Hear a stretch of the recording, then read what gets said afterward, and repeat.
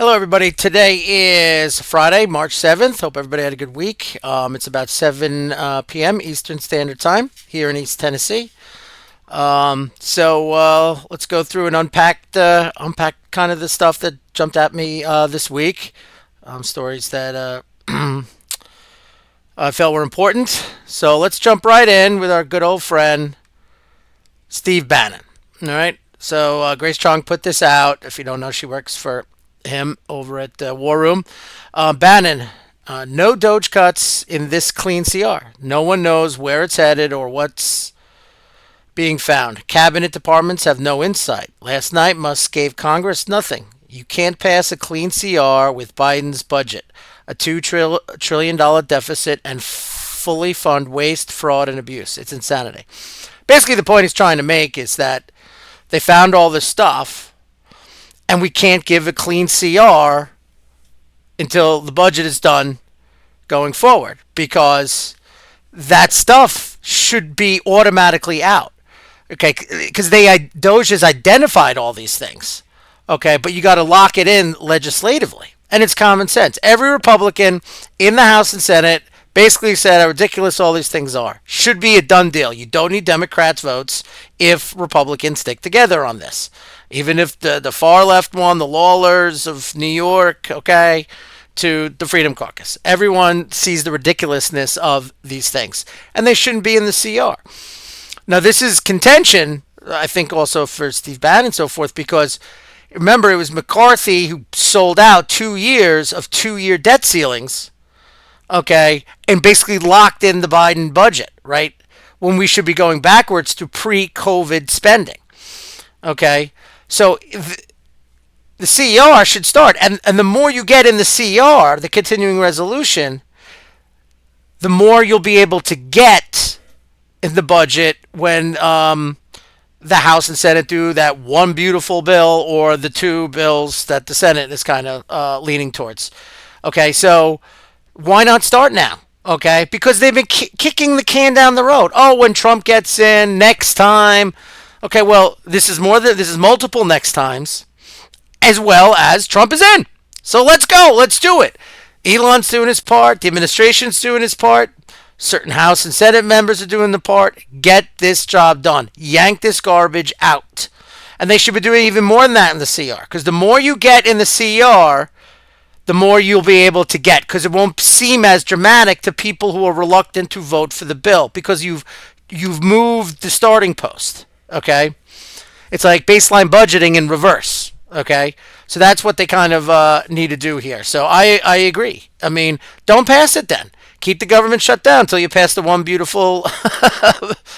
big beautiful bill, okay? That actually has, relative cuts in it that are important, not reductions in the increase of spending, not leaving in these little pet projects, but yank it out tooth and nail, okay? And that's what Steve Bannon's saying. Let's go, all right? So you don't want to get sold out again. I mean, can we get sold out by Republican speakers and leadership all the time? Enough already. All right. So let's move on to the next topic. So if you don't know, jobs report came out for February. Unemployment ticked up to 4.1%. 150,000 jobs were created. However, there was a reduction of government jobs by 10,000. And that is a huge thing. See, you're driving home, you hear the headline, oh, they created 250,000 jobs this year. That's you've been hearing for the last, 3 years. By the way, always the next month the revision downward. And then you have the 2023 numbers, and they revised in one chunk on top of the monthly revisions down 800,000. Okay, but in this case, this chart, this is by E.J. Antoni. Okay, and he says basically this is the percentage or the chunk of jobs that have been created, okay, by sector. Healthcare is the most. Now, that's not this month. This is prior to. This is the consistency. And government, number 2. Now, healthcare is de facto government anyway because it's so much funded by Medicare, Medicaid, state and federal funding towards healthcare. So it's de facto government funding anyway. The core job creation in the United States has been in government services. That is not, and healthcare, that is not growing the economy. That is not a healthy economy because it is the private sector that has money taken from it that funds the federal government. Okay, so when the majority of the jobs are not in that sector, it shows that it's not growing. So what do? You print the money, which is now inflationary, which is nothing more than a hidden tax that is now going back to the taxpayers. Particularly middle class taxpayers, because inflation hits them and poor ones the most. Okay. The other good news that was out as well, there were 10,000 new manufacturing jobs in the month of February. So what has happened in just 1 month of the Trump administration, we've stopped the bleeding. Actually, with a reduction in government and an increase in manufacturing. And I argue things like manufacturing, energy, agriculture, research and development, high tech, that is your real economy. That is your core, what you produce. And to some extent, financial and other types of services. Okay? Particularly if you export certain types of services, financial services and things like that. So that was a good sign going forward. But it shows you the economy is not healthy. Okay? Because with government only 10,000, we'll say it was replaced by the manufacturing. That means we had a gap down on an average job creation anywhere between like 170 and 280 we've had in there. But without these government jobs, and we're still getting a chunk of them as healthcare as well, there's a gap down. And that gap down is because we're not throwing more money into hiring government employees. A fake number. It gives you that fake number and a sense of economic security, which is not true. Because if the private sector, which is the core of your tax base, is not growing and is not keeping up a job growth rate with the population, you really have a price parity or a real contraction in your economy. So what is going on here is that we're stopping the bleeding and we're showing the gap down of printing money does once it's not really in full gear like it is in month 1 of the Trump administration. But you already in 1 month see an apples to apples comparison. Government down, manufacturing up, the economy still not overall healthy because you need time for deregulations to kick in, getting access to that cheaper energy. Okay, energy is now being exported to Germany out of Louisiana. I heard it was enough gas to energize 100,000 homes in Germany for a year, just in this one delivery that the Biden administration locked down and the Trump administration let go. So it's going to take time for these things. We hear the people with the eggs. I don't want to hear the eggs.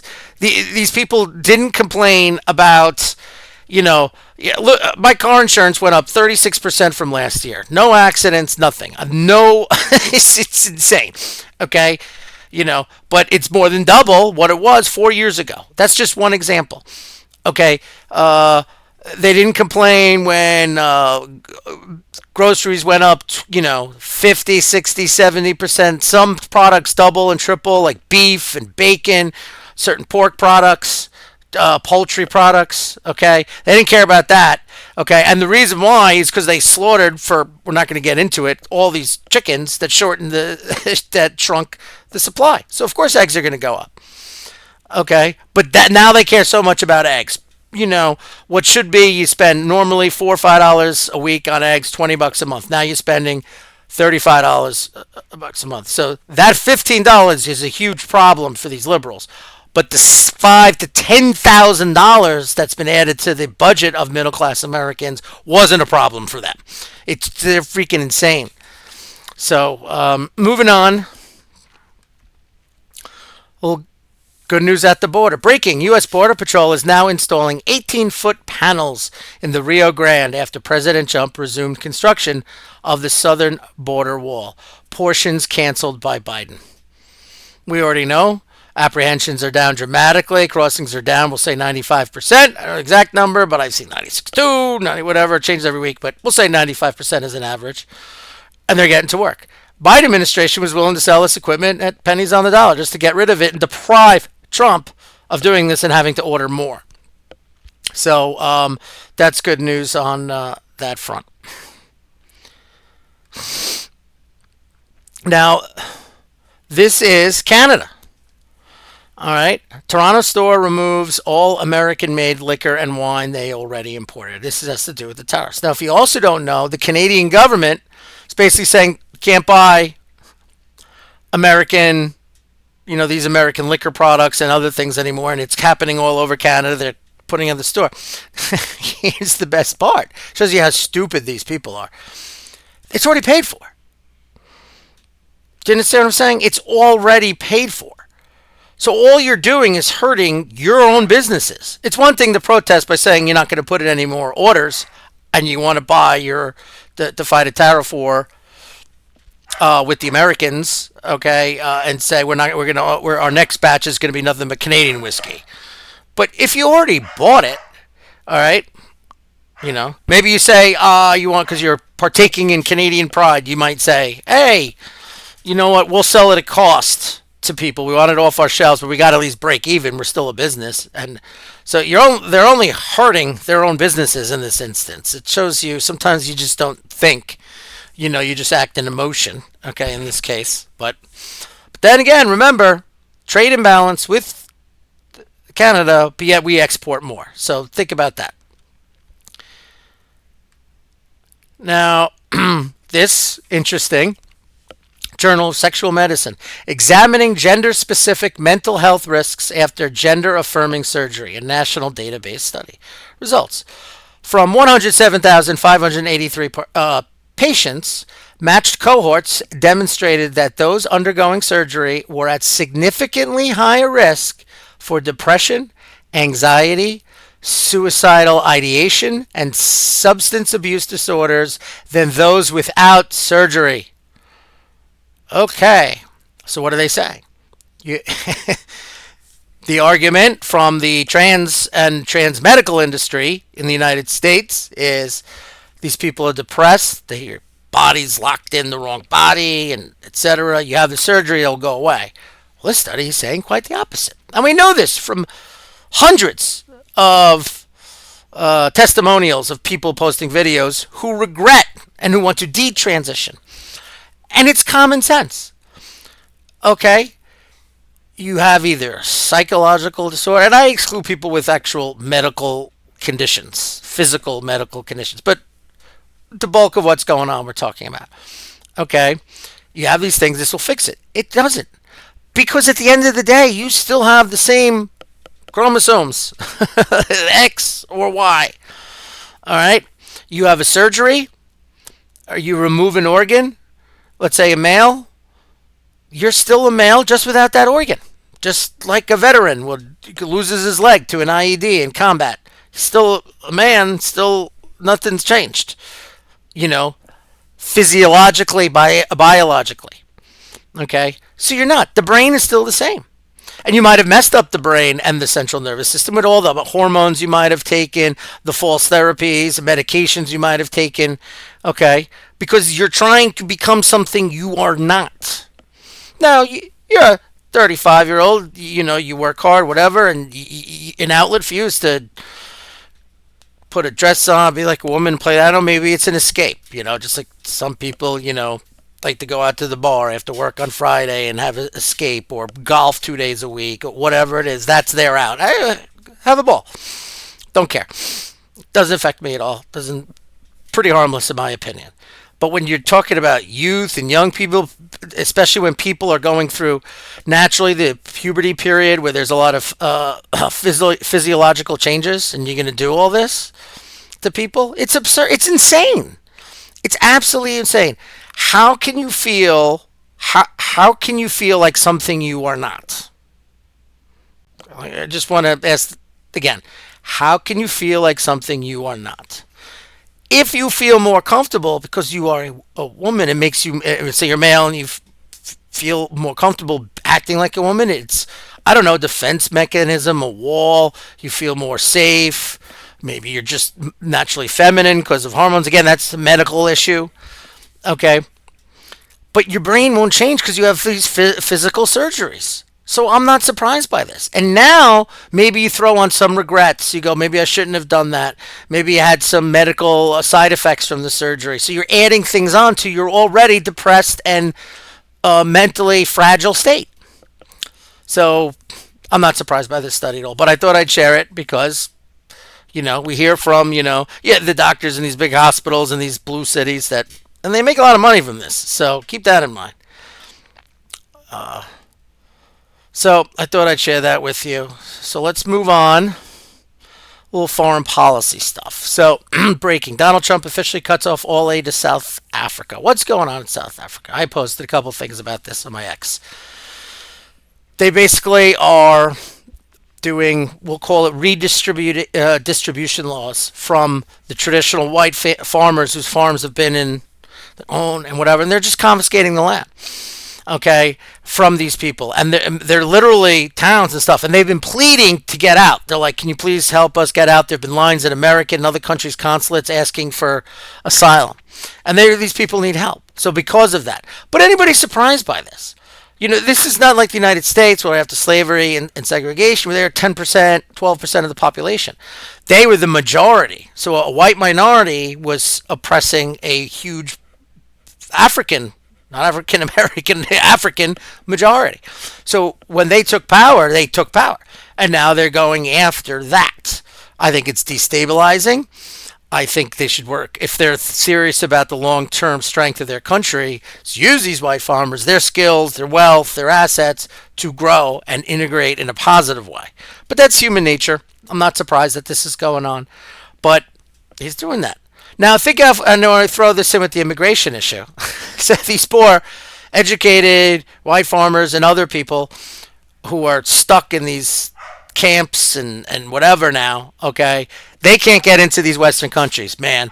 But if you're an unskilled laborer with a history of violence coming from a war-torn Islamic country, we'll fly you in, and the taxpayers will pay for it. Unbelievable. So it's an update on that. So I also wanted to give an update on Syria. All right, I just saw it on my X account, but I thought I'd show it right here.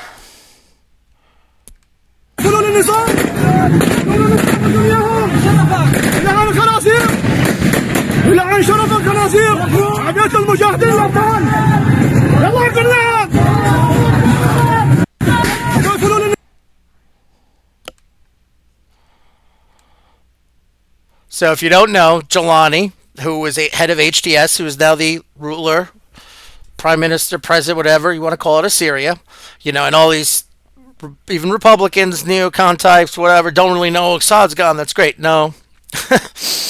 I've talked about this before. He's ex-Al-Qaeda, Johnny, backed by, we'll say, Turks, the Muslim Brotherhood, with Erdogan, other things going on. It's not really purpose. But what's going on here now specifically is that there are pro-Assad. I won't even necessarily call them pro-Assad.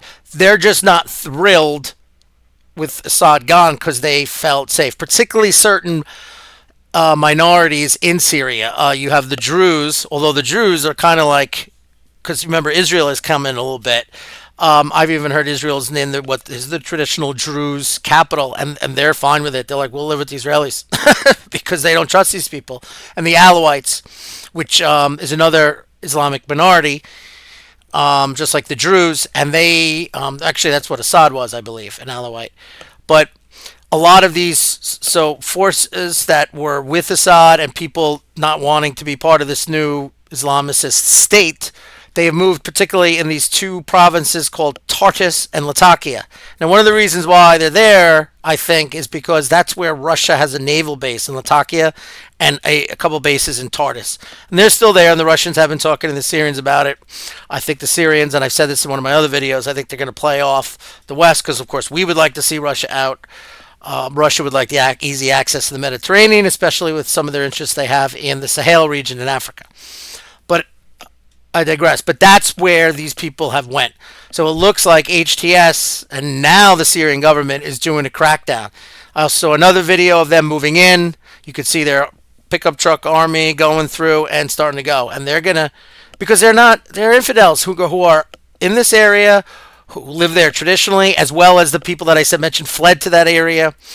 Okay, so you got Syrian Orthodox Christians, you got Alawites, you got Druze, and they're just as bad in their book. So it's really a shame. Assad, there was stability and stuff because some foreign policy goal, we had to start meddling in Syria. There's never been a problem with Assad or anything to the West of the United States at all. If anything, they need stability and protected the rights of those people. So I just want to give you an update what's going on in Syria right now. All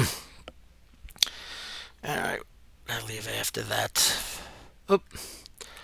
So let's go into some Ukraine, Europe, Russia, what's going on with all the peace talks and everything like that. So, Nick Sorton breaking. The European Union has failed to reach a deal for Ukraine as emergency meeting ends with no funding or rearmament. So, a little background. Van der Leyen, head of the EU, proposed the 800 billion euro military structure. 26 countries said they agree in the concept. That's where we're at. I read that today.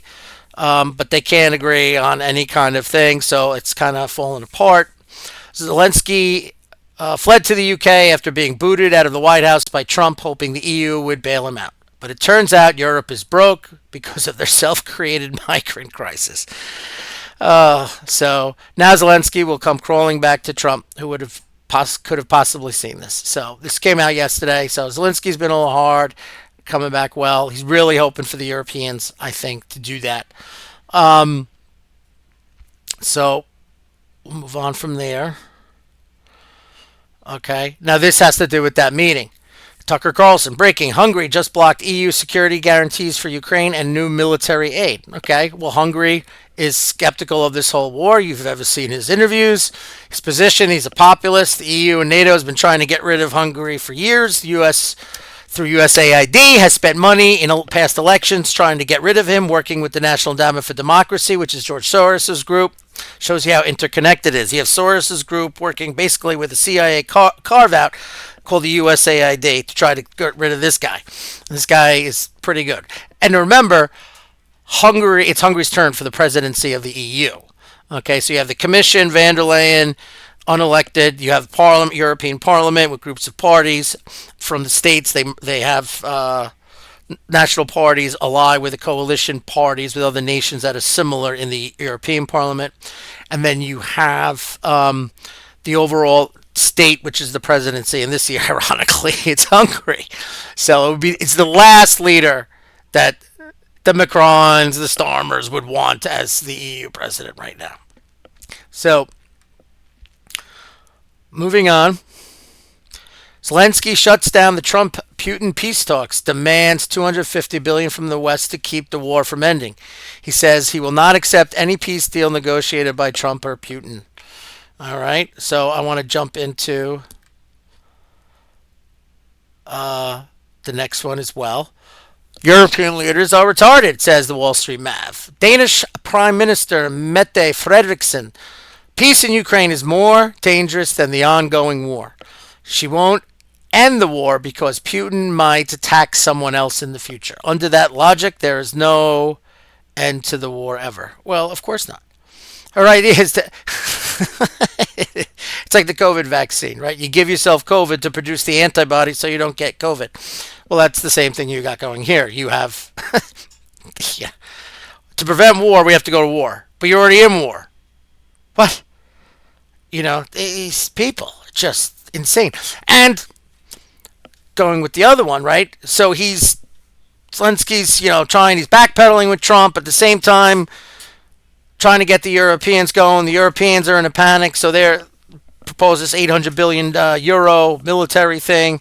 So you got these guys all over the place. All right. Now, if you don't know, U.S. has cut intelligence to Ukraine. Trump has ordered the cutting of intelligence. British supplied Storm Shadow missiles are useless in Ukraine. Now President Trump has blocked U.S. intelligence from being shared with allies. Okay, well, he didn't with Ukraine, but other allies regarding Ukraine. So we're still sharing intelligence with Britain, but just not related to the battlefield in Ukraine. So this just proves that the Russians' argument before about the ATACMS and the Storm Shadows is that they know it can't be operated because of its sophistication, the intelligence it needs to be effective without help. And Russia sees that as direct intervention. Now, I want you to remember this concept in another slide I'm going to show. But that's the point. Now, with this intelligence, it's also affecting, from what I understand, air defense. So basically, there were strikes last night, precision missile strikes like they are every night, but they were a little extra more than normal yesterday against key targets. And well over 90% got through. Usually it's like 50 to 70%. Ukraine will shoot down some of them. They didn't. And that's because of I'm reading that's because of the intelligence shut off. They have to rely on their own systems, not like the systems, but we give them that extra warning that we have through our satellite systems and other forms of intelligence and technology that gives them that extra heads up that they can prepare, zone in, and then their local system can really lock in on the target. Well, they don't have that time because that first, we'll say 3 to 5, whatever the time frame is now cut off. So it's up to the Ukrainians to detect it, program it, pinpoint it, lock in on it, and took it down. And they just can't do it without the warning that extra warning and time that our intelligence gives their air defense network. Такого рода вещи, тем более если их пытаются назвать миротворческими силами, должны обсуждаться и быть предметом согласия сторон, чего ни Макрон, ни Стармер, ни прочие сторонники ввода войск на Украину даже не упоминают. Мы будем рассматривать присутствие этих войск на украинской территории точно так же.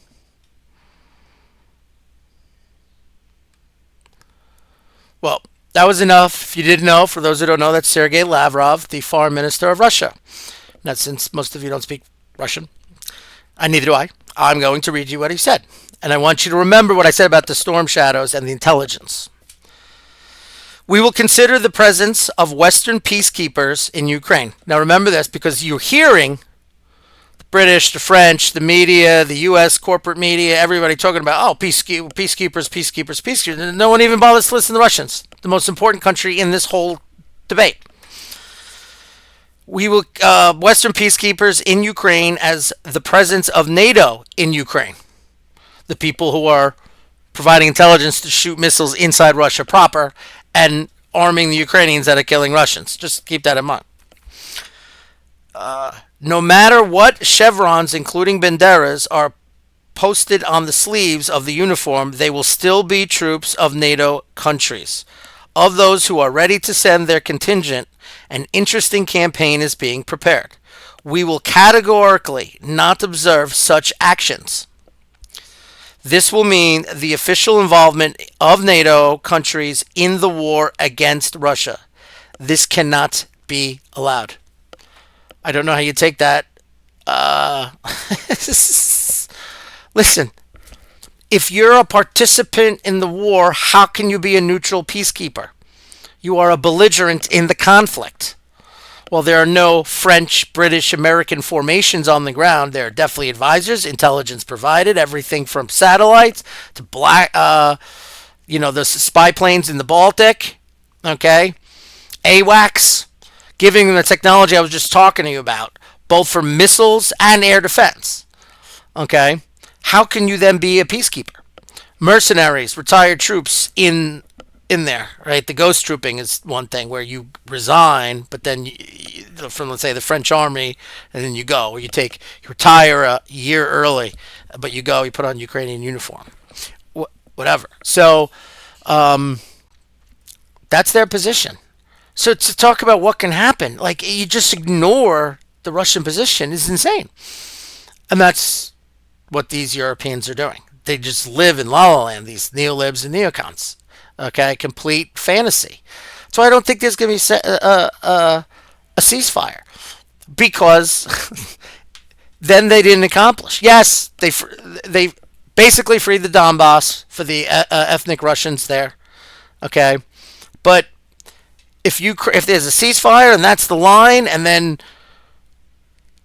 NATO troops come, east of the Dnieper. Okay, not because Ukraine still controls a big chunk of territory between the Donbass and the east of the Dnieper. But let's say up to the Dnieper, right there. Then the U.S. or NATO could put whatever missiles there. Then they're even closer to Moscow. One of the contentions. And then Russia still has the problem, which what they see as the problem is these ultra-nationalists in the Ukrainian government. But if the Donbass is already taken and those people can't be a threat to the ethnic Russians in the Donbass, then that might not be a big deal to the Russians anymore. Okay, because the further west you go in Ukraine, that's where you get real Ukrainians, especially if you go towards Lviv and the old Galicia era and so forth. So,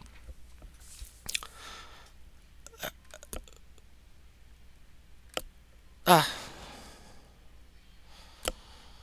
I did this. I didn't know how far I went. Такого рода вещи, тем более если их пытаются... All right. So that I missed a couple slides there. So this was an article in Le Monde.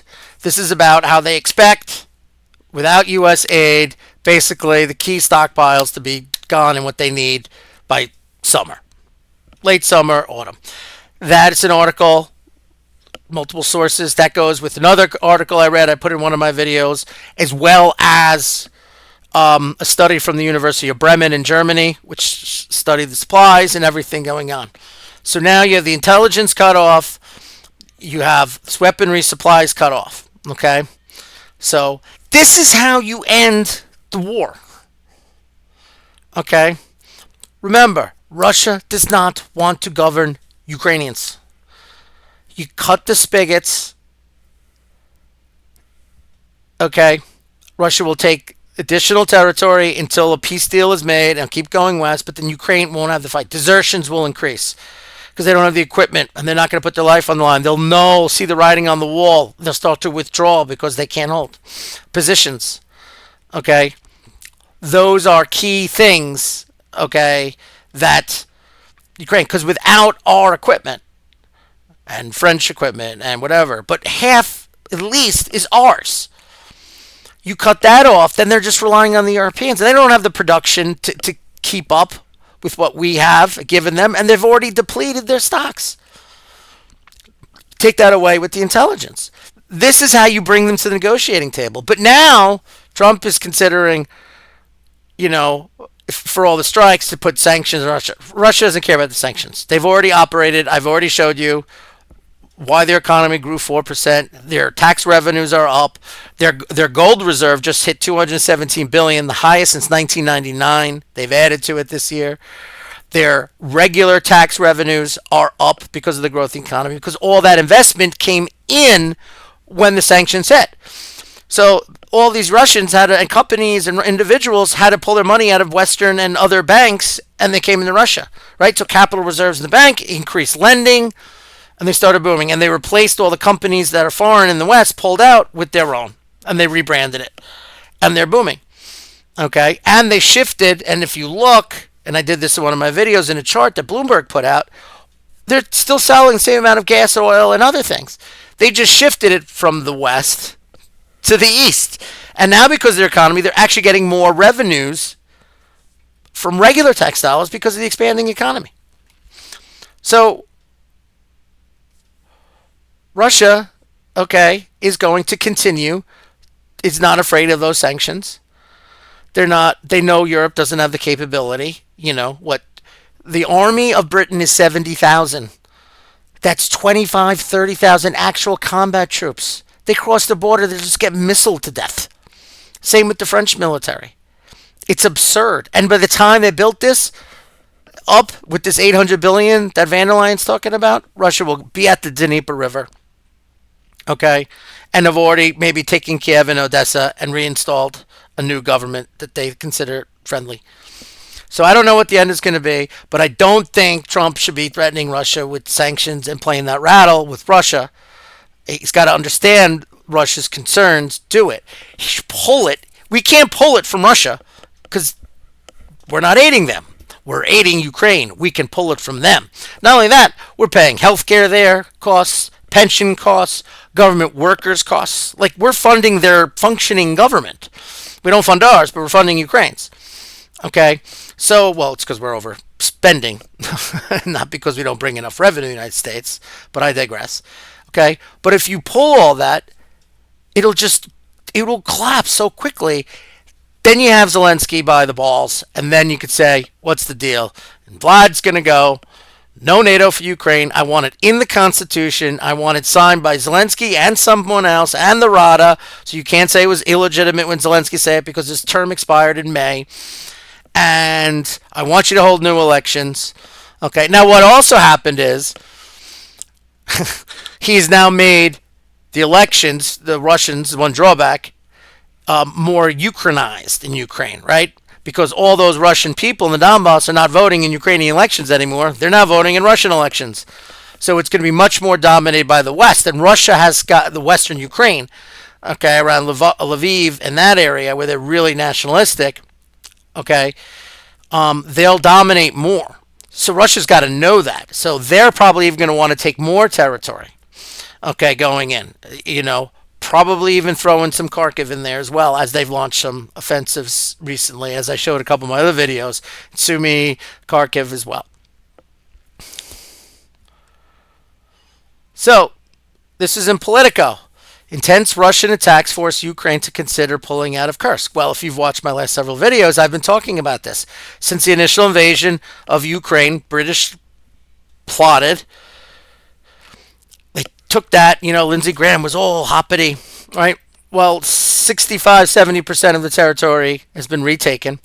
And in my other videos, I've showed you how, because Kursk, well, if you look on this little map here, Kursk is borders Sumy, which is Ukrainian Oblast. And they've taken a couple of key towns where Kursk, Russia proper, meets Sumy. And there's some roads under there, and it's cutting off the supply line. Okay, and Russia over the last month has really been pressuring on that. And Ukraine has been throwing in so many, I've heard at least 30, 40, 50,000 dead Ukrainians in this whole operation. And they keep supplying it. And Russia's doing what they did all over the front. Because they view it as, wow, you just extended the line for yourself by creating this huge bulge. Now, instead of 600,000 Ukrainian troops over 700 miles, now it's 600,000 Ukrainian troops over 800 miles. And they can't do it. And Russia didn't panic. They did what they do in the front, slow and steady, pound an area to death, eventually move in the infantry, target key systems that they can take out, artillery systems, air defense systems, any tanks, drone storage facilities, supply routes, anything.